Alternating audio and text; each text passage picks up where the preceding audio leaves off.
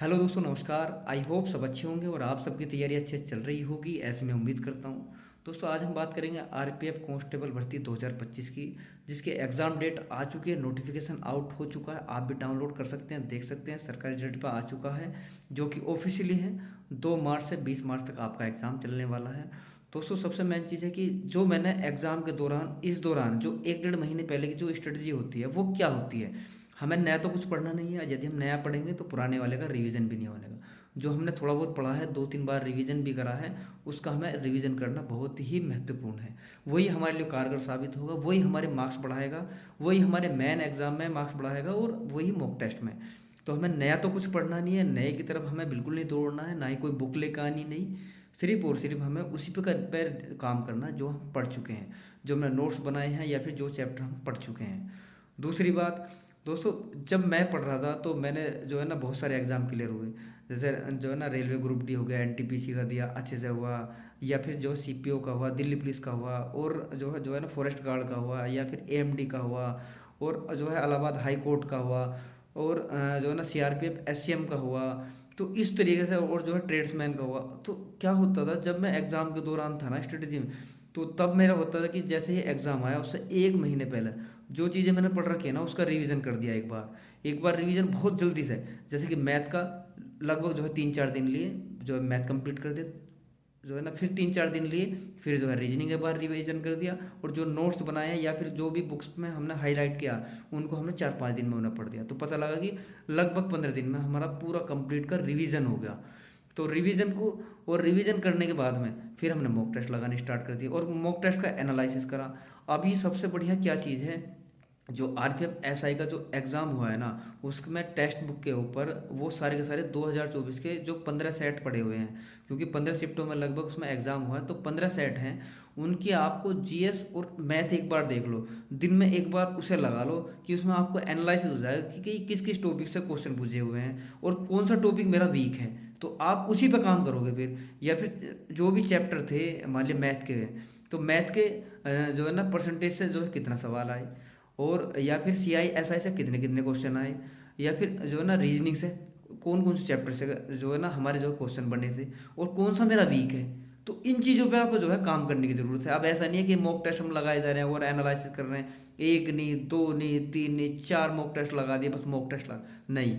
हमें सिर्फ उस उन चीज़ों पे काम करना है। हमारी लगभग 60 से 80% की हमारी तैयारी बहुत बढ़िया है।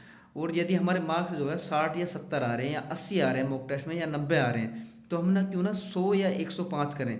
यानी कि 10 से 15 क्वेश्चन अब हमारे 1 महीने में बढ़ने चाहिए। यदि हमारे 70 आ रहे हैं तो वो 80 85 होने चाहिए, और यदि 80 आ रहे हैं तो 90 95 होने चाहिए, और यदि 90 आ रहे हैं तो 100 105 हमारा स्कोर पहुंचना चाहिए। सबसे पहली बात ये है। और जब हम एग्ज़ाम के दौरान करेंगे, जिस तरीके से हम मॉक टेस्ट लगा रहे हैं टेक्स्ट बुक पे या किसी भी एप्लीकेशन पे, तो सबसे मेन चीज़ है कि उसका एनालिसिस बहुत ज़रूरी है, और एक ही मॉक टेस्ट लगाना है। लेकिन ये आरपीएफ एसआई के जो है ना 2024 वाले, वो ज़रूर लगाने हैं, क्योंकि उनसे आपको एक आइडिया होगा कि किस किस चैप्टर से जो सवाल आए हैं और किस तरीके के क्वेश्चन बने हैं, और कौन सी मेरी चीज़ स्टैटिक्स जीके की या करंट अफेयर की या फिर हिस्ट्री के ज़्यादा क्वेश्चन है, पॉलिटी के ज़्यादा है। तो हम थोड़ा थोड़ा उन्हीं पर ज़्यादा रिविजन का जो ध्यान देंगे। और इस तरीके से जब हम करेंगे तो निश्चित ही हमारे, जब आप मॉक टेस्ट में लगाओगे तो इंक्रीमेंट होता चला जाएगा, मॉक टेस्ट में अच्छे नंबर मार्क्स आते चले जाएंगे, और अपने आप आपका मोटिवेशन अप होता चला जाएगा। प्लस उसके साथ साथ में हमें क्या करना है, जब हम एग्ज़ाम के दौरान एग्ज़ाम हॉल में होंगे, तो सबसे पहले हमें वे क्वेश्चन करने हैं जो हमारे बहुत ही सिंपली तरीके से, और लगभग 10 से 20 सेकंड में हो रहे हैं या 30 सेकंड में हो रहे हैं। क्योंकि यदि हमें 1 2 मिनट हमने एक एक ही जो है सवाल पर खर्च कर दिया, तो हमारे पास लिमिटेड समय है, यानी कि 120 क्वेश्चन है और हमारे पास 90 मिनट है। तो हमें क्या करना है, पहले लगभग आप मान के चलिए आपको जीएस जो है 50 नंबर की है, उस 50 नंबर की जो 50 क्वेश्चन को लगभग 10 से 12 मिनट में ही सोल्व करना है। 10 से 12 मिनट में जो सोल्व करने के बाद फिर आपके पास 80 मिनट बचेगी, और 80 मिनट में आपको मैथ और रीजनिंग करना, जो कि 70 सवाल होंगे। तो इस तरीके से हम मैथ और रीजनिंग में भी वो पहले सवाल करेंगे, तो जो कि हम पे एकदम आ रहे हैं, और ना यदि लग रहा है कि ये तो लेंथी सवाल है, इसमें ज़्यादा समय लगेगा, 1 मिनट से ज़्यादा, उसको स्किप कर दीजिए। दोबारा जब हम समय बचेगा हमारे लिए, तब हम जो है ना उसको करेंगे। बहुत से बच्चे क्या करते हैं, जब हम एग्जाम में करते हैं एक दोहरे से करने लग जाते हैं, पता लगता है कि पहले हार्ड क्वेश्चन आ गए, उसमें हमें इलझे रह गए, उसमें सारा समय वेस्ट कर दिया, और जो इजी क्वेश्चन थे वो हम कर नहीं पाए। जब हमारी आंसर की आएंगे तब देखेंगे कि इजी क्वेश्चन तो हम देख भी नहीं पाए। तो सबसे पहले हमें पूरा पेपर देखना है कि हाँ हमारे कौन कौन से क्वेश्चन आ रहे हैं, ईजी है, सबसे पहले ईजी ईजी करो। जब पता लगे कि हाँ भाई अब जो है ना वो क्वेश्चन मैं कर चुका हूँ जो इनमें लगभग 10 सेकंड या 5 सेकंड या फिर 15 सेकंड या 20 सेकंड लगने वाले थे, वो सारे क्वेश्चन हो गए। अब जो ना लगभग जो 1 मिनट जो है जिन सवालों में लगने वाली है फिर उनको करेंगे।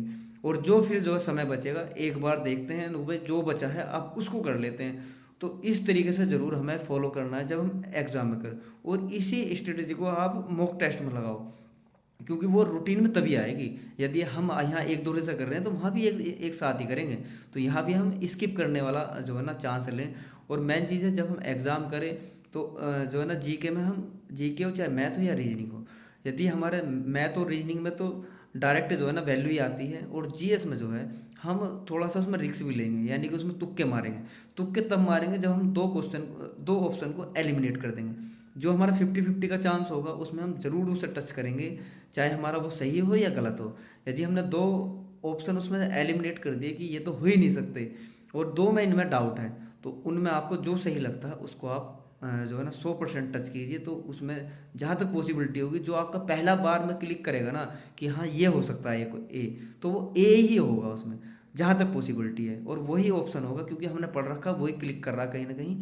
तो हमें रिस्क ज़रूर लेना है और तुक्का ज़रूर लगाना है, लेकिन वो जीएस के लिए है, और उसमें प्लस 50-50 का चांस लेना है, और मैक्सिमम हमें अटेम्प्ट करना है। अभी आपने ना जो भी जो है मॉक टेस्ट लगा रहे हो तो उसमें मैक्सिमम जो है उसमें क्वेश्चन अटेंड करिए, और इस तरीके से जब हम तैयारी कर रहे होंगे तो भाई ज़रूर 100% आपको इंक्रीमेंट देखने को मिलेगा कि हाँ एक अच्छे इस तरह का हम पेपर कर पाए और हमारे अच्छे मार्क्स आ पाए।